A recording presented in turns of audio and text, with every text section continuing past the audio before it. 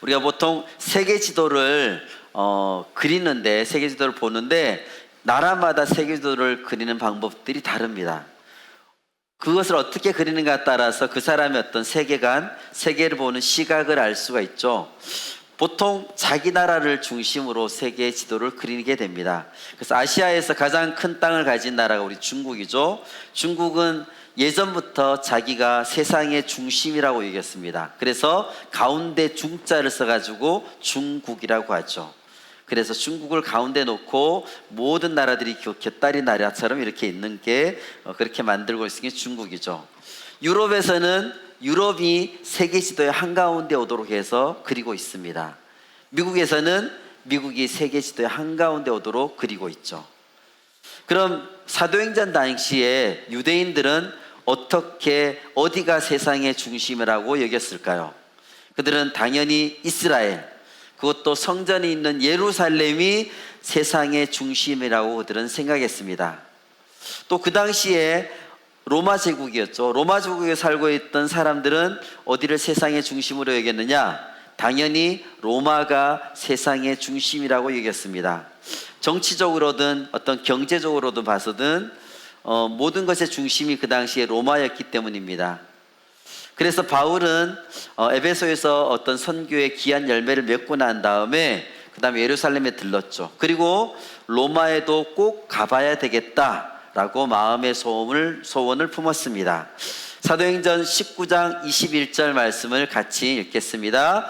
이 일이 있은 후에 바울이 마게도냐와 아가야를 거쳐 예루살렘에 가기로 작정하여 이르되 내가 거기 갔다가 후에 로마도 보아야 하리라 하고. 아멘. 바울이 왜 로마에 꼭 가야 되겠다라고 생각했을까요? 모든 길은 로마로 통한다. 그 당시에 모든 길들은 로마로 다 뻗어 있었습니다. 로마가 세상의 중심이었습니다. 사도 바울은 세상의 중심에 서기를 원했습니다. 세상의 중심에 서서 하나님의 사랑과 예수 그리스도의 생명의 복음을 가지고 외치고 싶었던 것이 그 당시 바울의 마음이었습니다.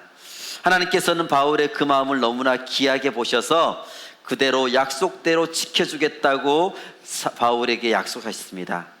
그 당시 세상의 중심이었던 곳 그 로마 땅에 드디어 도착해서 그 비전을 이루면서 사명을 감당하게 된 이야기가 바로 오늘 본문의 이야기입니다.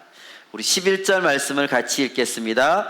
석 달 후에 우리가 그 섬에서 겨울을 난 알렉산드리아 배를 타고 떠나니 그 배의 머리 장식은 디오스구로라. 그 섬은 바로 멜리데 섬을 얘기하죠. 풍랑을 말랐던. 그래서 거기서 석 달을 머물고 항해의 위험한 겨울이 다 지나고 난 다음에 드디어 봄이 왔습니다. 지중해에 다시 이제 항해가 시작할 수 있는 시점이 됐죠. 바울 일행은 알렉산드리아부터 온 다른 배를 타고 로마를 향해 드디어 떠나게 됩니다. 270명 모두가 무사하게 이 배를 타고 로마로 가게 되죠. 12절 13절 말씀을 같이 읽겠습니다. 수라구사에 대고 사흘을 있다가 거기서 둘러가서 레기온에 이르러 하루를 지낸 후 남풍이 일어나므로 이튿날 보디올에 이르러. 자, 남풍이 일어났다 그랬죠. 남풍은 순풍을 얘기하고 있습니다. 그들이 계속 기다려왔던 바람이 순풍이죠. 순풍이 불어오니까 다음날 그들은 항해를 해가지고 하루 만에 보디올이라는 곳에 도착합니다. 자, 보디올이라는 곳은 특별한 의미가 있습니다. 왜냐하면 보디올을 언급했다는 것은 이제 드디어 그 위험했던 항해가 다 끝났다는 것을 얘기합니다. 왜냐하면 보디올에서부터는 이제는 걸어서 육로를 통해서 로마에 갈 수 있게 됐다는 거죠. 보디올은 이 로마로부터 남쪽에 있는 한 5일 정도 걸으면 갈 수 있는 지역이 바로 이 보디올이었습니다. 14절 말씀을 같이 읽겠습니다. 거기서 형제들을 만나 그들의 청함을 받아 이레를 함께 머무니라. 그래서 우리는 이와 같이 로마로 가니라. 바울은 이제 5일 동안의 도보 여행을 앞두고 놀랍게도 거기서 그리스도인들을 만났습니다. 그들을 만나서 보디올에서 일주일 동안 같이 지내고 난 다음에 로마로 갔다고 되어 있습니다. 그래서 우리는 이와 같이 로마로 가니라. 그래서는 이 앞에 그 수많은 바울이 지나왔던 온갖 어려움들, 항해 속에서 죽을 뻔한 위험들, 온갖 고난과 어려움들이 박해가 그 안에 다 녹여져 있습니다.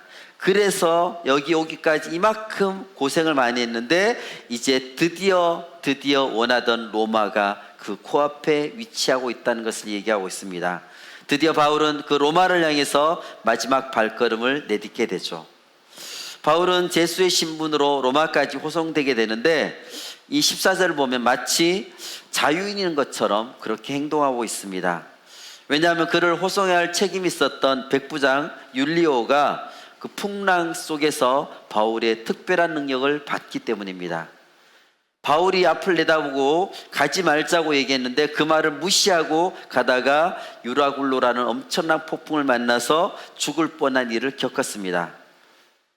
그런데 그 가운데서도 바울은 담대하게 일어나서 주님께서 주신 메시지를 선포하는 그 바울의 모습을 이 율리오가 봤죠. 그의 인격, 영성, 기적의 능력을 경험했죠. 그래서 특별히 이 멜리데 섬에 갔을 때에 거기서 많은 사람들을 고치는 능력을 받습니다. 그렇기 때문에 율리오는 바울을 굉장히 신뢰했고 거기서 특별히 바울에게 호의를 베풀었습니다. 23장 13절에서 보면 바울이 로마에 가서 증언해야 되겠다라고 하신 주님의 말씀이 있었습니다. 그동안의 여러 가지 박해와 고난 속에서도 드디어 주님의 말씀이 성취되어서 바울이 이제 로마에 도착했다 이렇게 쓰면 되는데 14절에서는 그렇게 쓰지 않고 있죠. 뭐라고 썼냐면 우리는 이와 같이 로마에 갔다, 우리라고 하고 있습니다.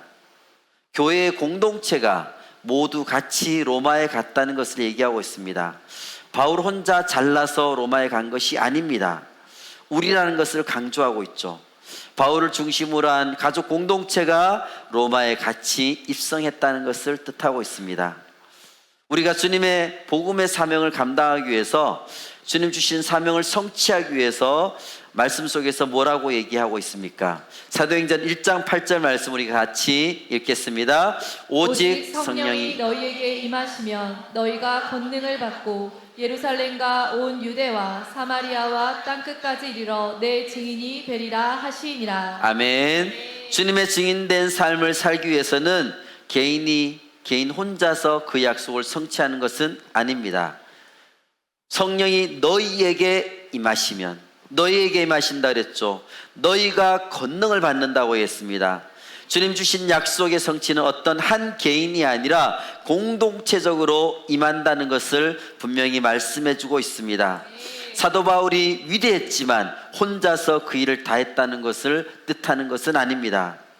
우리가 어떤 사람을 전도할 때에 혼자 복음을 전하고 처음부터 끝까지 내가 혼자 그 사람을 내가 복음을 전해서 전도해서 그 사람을 믿게 한 것이 아닙니다. 내가 전도하기 전에 또 수많은 사람들이 그 사람에게 복음을 전하고 영향력을 주면서 지나갔다는 것을 우리는 느낄 수가 있습니다. 우리가 나가서 복음을 전하지만 그 사람을 위해서 그동안 많은 사람들이 기도하고 전도했다는 것이 쌓여가지고 그 사람이 전도되는 것을 볼 수가 있습니다. 그래서 우리가 전할 때에 그 사람의 마음이 열려서 받아들일 때가 바로 그때였다는 것을 알 수 있는 거죠. 그래서 나 혼자 그 사람을 내가 전도했다 이렇게 꼭 얘기할 수는 없다는 것입니다. 선교도 마찬가지죠. 이번 PBVC 여름 사역을 준비하는 과정에도 수많은 사람들의 수고와 헌신과 노력이 그 안에 들어 있습니다. 여름 사역팀 내에도 수많은 부장과 담당과 팀장들이 수고가 있습니다. 또 소대장과 부소대장들의 헌신과 기도가 그 안에 다 숨어 있습니다. 영유아 어린이 청소년들이 제일 처음에 이렇게 모였을 때는 마음이 너무 굳어 있어서 돌같이 느껴지는 친구들이 너무 많았습니다. 손 들고 찬양도 못합니다. 부르짖어 기도도 못하고 있고 표정이 너무 굳어 있어가지고 어떤 친구는 좀 말 걸기에도 무섭게 느껴지는 친구도 있었습니다. 그런 다음 세대들을 보면서 굳어진 마음이 풀어지도록 성령의 은혜로 회복되어지기를 소대장과 부소대장들이 눈물을 흘리면서 기도를 하였습니다. 그랬더니 이제 점점 모임이 지나갈수록 손들고 찬양을 하게 되고 또 기도에 집중하는 것도 그런 모습들이 보이게 되었습니다. 주님 주시는 마음으로 그들이 회복되는 것이 느껴졌습니다. 그 안에는 많은 사람들의 수고와 헌신, 기도가 그 안에 있었기 때문에 다음 세대들이 조금씩 변화되고 있는 것입니다. 현지에서 우리가 마을 전도를 하고 저녁 집회를 하며 복음을 전하고 기도할 때도 어떻게 합니까? 저절로 되는 것은 없습니다. 아침마다 모여서 부르짖어 기도하면서 하루의 일정을 시작합니다. 또 소대별로 마을 입구에 가서 그 입구에서 전도하기 전에 기도하고 시작합니다. 하나님의 뜻을 구하고 능력 전도를 합니다. 또 저녁 집회를 하기 전에는 집회장에 모여서 집회장을 둘러싸면서 기도합니다. 집회 중에도 수시로 국내에 있는 중보자들에게 현장의 영적 상황을 알려주며 중보기도 요청을 합니다. 필리핀에서 소리 높여 기도하고 국내에서도 소리 높여 기도를 합니다. 이런 모습이 합쳐졌을 때에 우리가 하나 되어서 주님의 나라를 향해서 나아갈 때에 하나님께서 역사하심을 우리가 깊이 느낄 수가 있습니다. 여름 사역팀들이 7월 1일부터 시작한 사도행전 통독이 어느덧 마지막 장인 28장에 이르렀습니다. 오늘이 7월 28일 사도행전 28장을 읽는 날입니다. 그래서 오늘 말씀을 28장으로 정하였습니다. 우리가 사도행전을 1장부터 28장까지 쭉 읽다 보면 사도행전이 몇몇 개인의 어떤 영웅적인 이야기가 아니라는 것을 알 수가 있습니다. 베드로의 영웅적인 이야기가 아닙니다. 사도 바울의 영웅적인 이야기가 아닙니다. 우리가 이것을 사도행전을 쭉 제대로 묵상했다 그러면 그 안에서 개인이 드러나는 것이 아니라 하나님의 나라가 우리 모두를 통해서 성취되는 것을 우리가 느낄 수가 있습니다. 사도행전을 통해서 하나님께서 제일 먼저 하나님의 백성들에게 성령을 부어주셨음을 볼 수가 있습니다.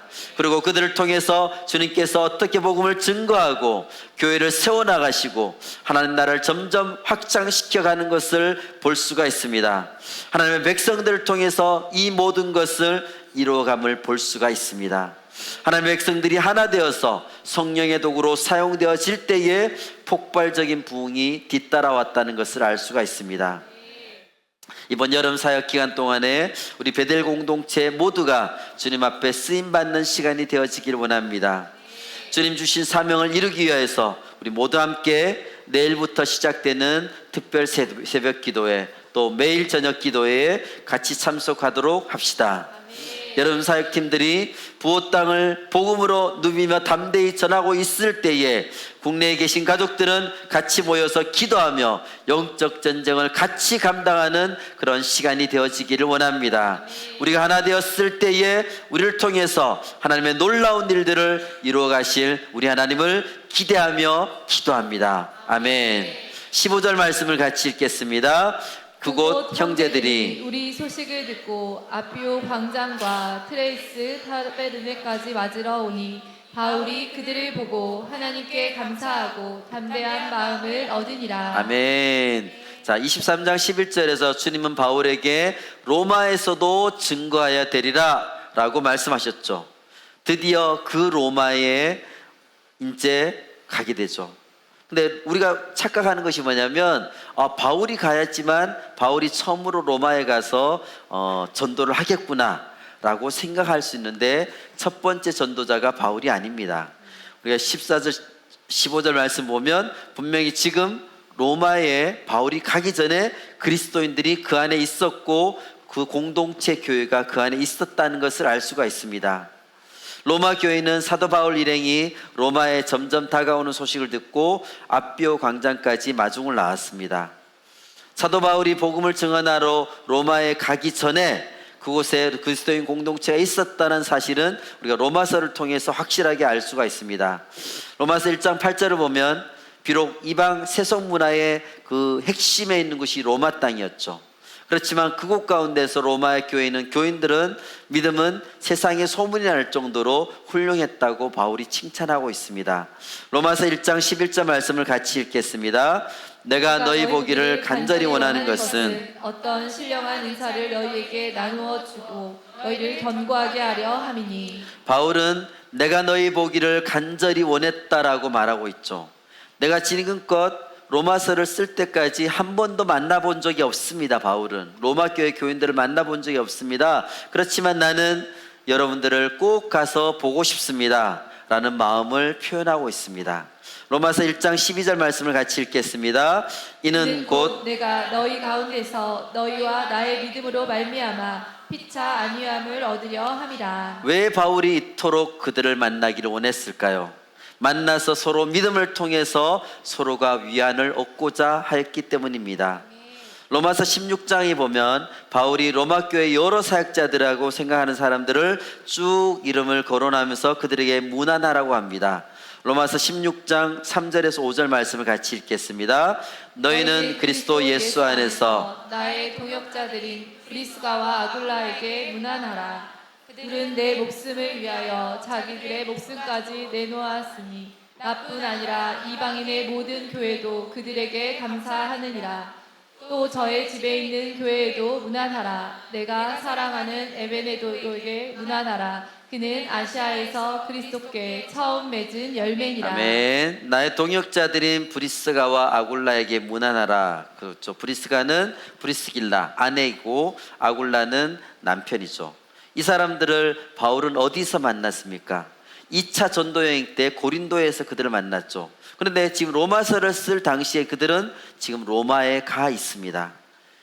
이전에 네로 황제가 로마에서 있는 유대인들을 다 나가라고 추방령을 내렸습니다. 그래서 유대인들은 로마에서 쫓겨났는데 그리고 난 다음에 다시 그들이 로마로 들어가서 교회를 이루고 있다는 것을 볼 수가 있습니다. 그래서 그들의 집에 있는 교회 문안하라고 로마서에 써 있습니다.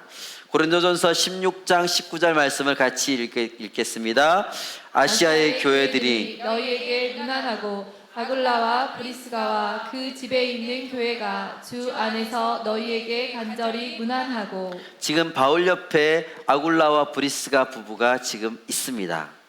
에베소에 있으며 썼을 때도 이 브리스가와 아굴라 부부가 에베소에서 같이 바울 옆에 있었습니다. 그 후 바울이 이제 마게도냐를 돌아서 고린도에 갔을 때에 이 브리스길라 아굴라 부부는 로마로 가게 된 거죠. 바울의 세상의 중심이 로마에 드디어 이르게 되자 하나님은 위로하듯이 로마에 있는 그 형제들을 바울에게 보내서 아주 격하게 그들을 바울이 있는 그 일행들을 환영해 주었습니다. 로마에 있는 형제들을 만난 바울은 너무너무 감격스러웠습니다. 15절 말씀을 다시 한번 읽어보겠습니다. 그곳 형제들이 우리 소식을 듣고 아비오 광장과 트레이스 타베르네까지 맞으러 오니 바울이 그들을 보고 하나님께 감사하고 담대한 마음을 얻으니라. 바울이 그토록 그리던 로마 교회 교인들을 보면서 하나님께 감사하고 담대한 마음을 얻었다라고 하였습니다. 그들을 보면서 하나님께 감사했고 또 그들을 보며 복음을 전하기 위해서 담대한 마음을 바울이 얻게 되었다고 했습니다. 23장 11절 말씀을 같이 읽겠습니다.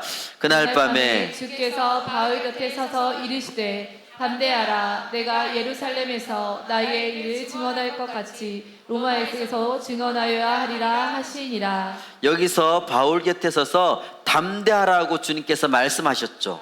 그런데 그것이 이 28장에서 담대한 마음을 얻었다라고 분명히 말씀이 그대로 성취되었다는 것을 우리가 볼 수가 있습니다. 이때 로마 교회 성도들 가운데 두 그룹이 마중을 나왔습니다. 멀리 나온 사람들은 로마로부터 65km 정도까지 떨어진 아비오 광장까지 나왔습니다. 또 한 그룹은 로마에서 48km 정도 떨어진 트레이스 타베르네까지 나왔습니다. 이렇게 먼 길을 마중 나온 것을 보니까 얼마나 반가운 마음으로 로마 교회 교인들이 이 바울을 맞으러 나왔다는 것을 짐작해 볼 수가 있습니다. 이 로마 교회 형제들은 지금까지 한 번도 바울을 본 적이 없지만, 지금까지 편지로만 교제해 왔지만 바울을 너무너무 보고 싶어서 이 먼 곳까지 나와서 바울의 일행을 맞이하고 있습니다. 이제 드디어 바울이 로마에 들어가게 되었습니다. 19장 21절 말씀을 같이 읽겠습니다. 이 일이 있은 후에 바울이 마게도냐와 아가야를 거쳐 예루살렘에 가기로 작정하여 이르되 내가 거기 갔다가 후에 로마도 보아야 하리라 하고. 후에 로마도 보아야 하리라. 이 말씀이 그대로 성취되었다는 것을 볼 수가 있습니다. 이곳에는 바울의 헌신이 있었기 때문에 분명히 이렇게 주님께서 이 일을 이루도록 성취해 주셨습니다. 25장 11절 말씀을 같이 읽겠습니다. 만일 내가 불의를 행하여 무슨 죽을 죄를 지었으면 죽기를 사양하지 아니할 것이나 만일 이 사람들이 나를 고발하는 것이 다 사실이 아니면 아무도 나를 그들에게 내줄 수 없나이다. 내가 가이사께 상소하노라 한대. 바울이 주님의 약속에 순종함이 있었고 그것에 대한 성취가 이루어졌다는 것을 볼 수가 있습니다. 이렇게 약속의 말씀과 함께 주님은 늘 바울과 동행해 주셨습니다. 그래서 마침내 바울이 이런 감격적인 순간을 맞이할 수 있게 된 거죠. 그렇지만 바울은 절대 외롭지 않았습니다. 로마교회 형제자매들이 바울과 동행하였기 때문입니다.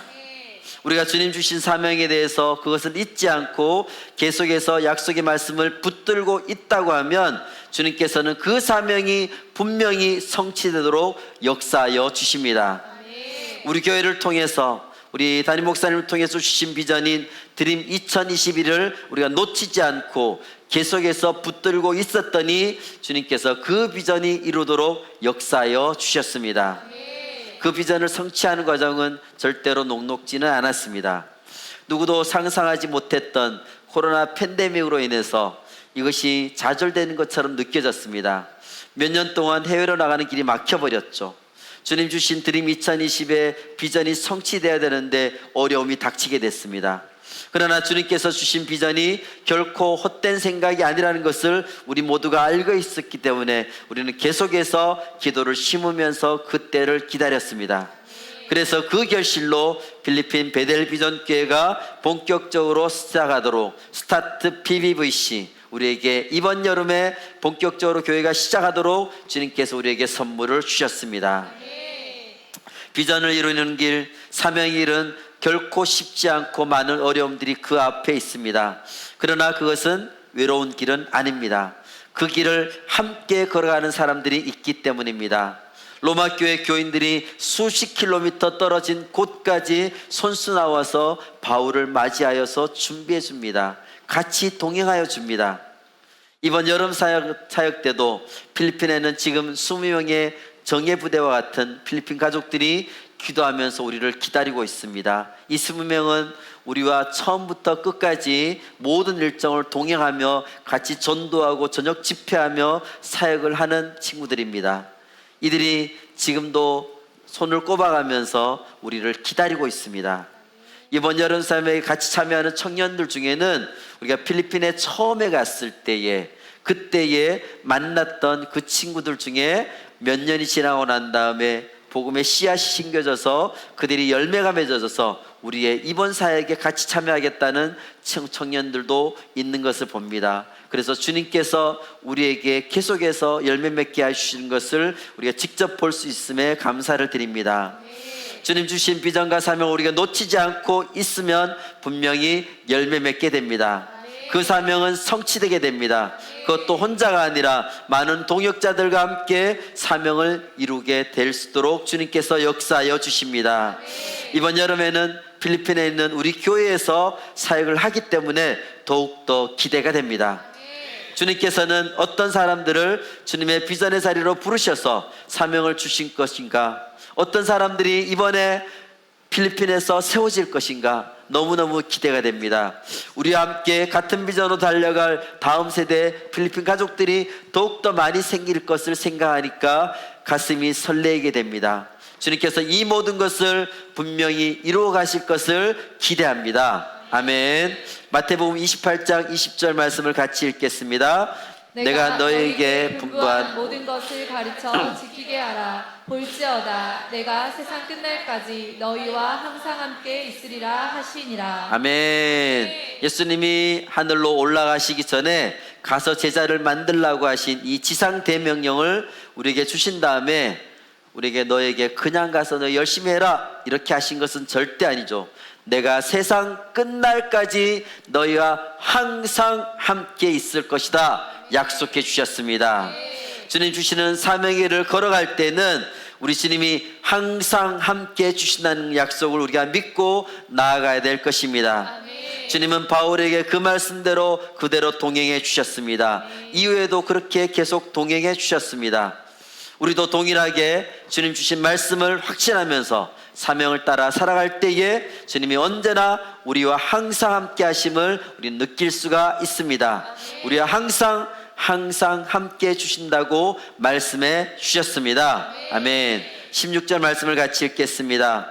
우리가 로마에 들어가니 바울에게는 자기를 지키는 한 군인과 함께 따로 있게 허락하더라. 자, 우리 즉 바울 일행이 함께 로마에 도착했을 때에 로마 군인들은 제수로 호송되어 온 바울에게 많은 자유를 허락해 줬죠. 비록 지키는 군인을 한 명 붙였다 그랬지만 이것은 감옥에 감금하는 것하고는 다른 형태입니다. 그냥 가택연금 정도로 생각하면 되죠. 또 얼마 동안의 자유생활이 주어집니다. 이렇게 자유롭게 행동할수록 주님께서 모든 상황을 인도해 주셨습니다. 17절 말씀을 같이 읽겠습니다. 사흘 후에 바울이 유대인 중 높은 사람들을 청하여 그들이 모인 후에 이르되 여러분 형제들아 내가 이스라엘 백성이나 우리 조상의 관습을 배척한 일이 없는데 예루살렘에서 로마인의 손에 죄수로 내준 바 되었으니. 자, 그 당시에 세상의 중심으로 여겨졌던 로마에 도착했던 바울은 자신의 그곳에 보내진 사명을 절대 잊지 않았습니다.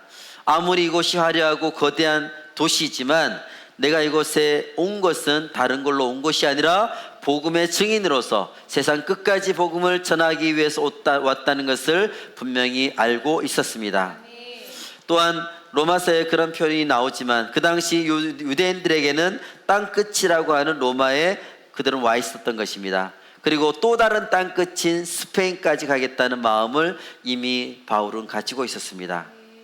그래서 바로 복음 사역을 시작하게 됩니다. 로마에 살고 있던 유대인 지도자들을 초청해서 예수님의 복음을 전하고 있습니다. 그 당시에 BC 1세기경에 로마에는 많은 유대인들이 살고 있었습니다. 바울은 그 유대인 사회의 유지들을 만나서 자기의 입장을 밝히고 또 자신이 전하는 복음을 소개하려고 하였습니다. 그래서 제일 처음에 여러분 형제들아 라고 시작하고 있죠. 친근하게 부르죠. 실제로 바울도 유대인이기 때문에 그렇게 부를 수가 있습니다. 그러면서 지금 자기가 로마 황제 가이사에게 상소하여 이곳 로마까지 포로로 오게 된 것에 대해서 그 상황을 설명하고 있습니다. 자기는 유대교에 반하는 어떤 잘못된 일을 한 점이 없다는 것을 말하고 있습니다. 예수님께서 당하셨듯이 유대인들이 예루살렘에서 자신을 이방인인 로마인의 손에 범죄자로 넘겨주게 되었다는 것을 말하고 있습니다.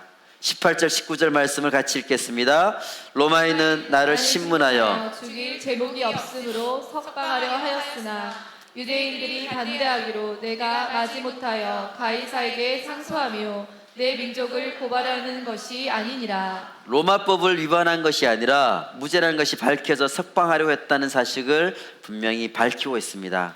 바울은 이것을 로마에 있는 유대교 지도자들한테 분명히 알려주고 싶었습니다. 그렇다면 뭐 때문에 그 죽을 고비를 넘기면서 이곳까지 왔는가? 그것을 알려주고 싶었죠. 그것은 그들을 만나자고 초청한 이유였습니다. 왜냐하면 그들을 만나자고 하는 이유는 하나님의 섭리가 그 안에 있기 때문입니다.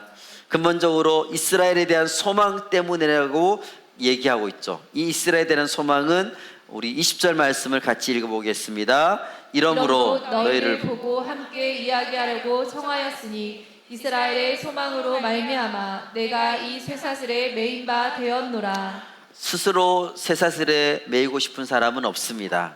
그런데도 이렇게 쇠사슬에 매인 바 된 것은, 갇힌 몸이 된 것은 로마에 있는 유대인들과 이방인들에게 분명히 예수 그리스도의 부활이 주는 소망을 그들에게 전하고 싶었기 때문입니다. 하나님의 위대한 구원의 계획이 그들 안에 있다는 것을 분명히 전하고 싶었습니다. 그들에게 하나님의 나라가 무엇인지 분명히 그들에게 알려주고 싶었습니다. 바울이 쇠사슬에 매인 이유는 즉 제수로 체포되어서 감옥에 갇힌 이유가 바로 이 이스라엘의 소망 때문이라고 얘기하고 있습니다. 이스라엘의 소망이 무엇이냐? 바울이 23장 6절 말씀에서 그것을 얘기하고 있습니다. 바울이 그중 일부는 사두개인이요 다른 일부는 바리새인인 줄 알고 공회에서 외쳐 이르되 여러분 형제들아 나는 바리새인이요 또 바리새인의 아들이라 죽은 자의 소망 곧 부활로 말미암아 내가 신분을 받노라. 예수님의 부활, 또 그로 인해서 이스라엘의 소망이 바로 이 예수님의 부활이라는 것을, 이것이 복음의 핵심이라는 것을 분명하게 그들에게 알려주고 있습니다. 메시아이신 예수님을 통해서 하나님의 구원의 소식이 세계 땅끝에 사는 여러분에게까지 알리기 위해서 내가 이 모든 어려움을 다 겪으면서 여러분들에게 왔다. 여러분들의 구원의 소식을 전할 것이다. 그래서 나는 쇠사슬에 묶인 몸이 되었지만 분명하게 주님의 복음을 전하기 위해서 여러분들에게 왔다는 것을 그들에게 알려주고 있습니다. 바울은 내가 지금 쇠사슬에 묶여 있지만 이건 절대 나쁜 일이 아니라고 하고 있습니다. 아주 좋은 일이라는 것입니다. 왜냐하면 하나님이 바울 자신을 복음 전한 일을 위해서 보내셨기 때문에 쇠사슬에 묶였다는 것 자체가 절대 나쁜 일이 아니라는 겁니다. 우리가 주님의 복음을 가지고 나아갈 때에 어려움들이 우리 앞에 있을 수 있습니다. 이번 여름 사람을 하러 가지만 그곳에서는 무더운 날씨가 기다리고 있습니다. 열악한 환경이 그 안에 있습니다.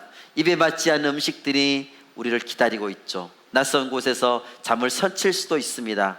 복음을 전하다가 몸에 피곤함도 느끼고 어떨 때는 질병이 발생할 수도 있습니다. 그렇지만 이 모든 것은 절대 나쁜 일은 아닙니다. 주님의 복음을 전하기 위해서 우리는 그곳에 갔기 때문에 이 모든 것들은 다 좋은 일들입니다.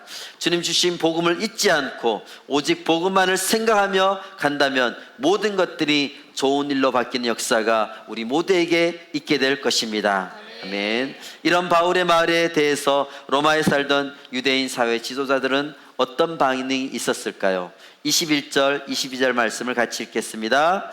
그들이 이르되 우리가 유대에서 내게 대한 편지도 받은 일이 없고 또 형제 중 누가 와서 내게 대하여 좋지 못한 것을 전하든지 이야기한 일도 없느니라. 이에 우리가 너의 사상이 어떠한가 듣고자 하니 이 파에 대하여는 어디서든지 반대를 받는 줄 알기 때문이라 하더라.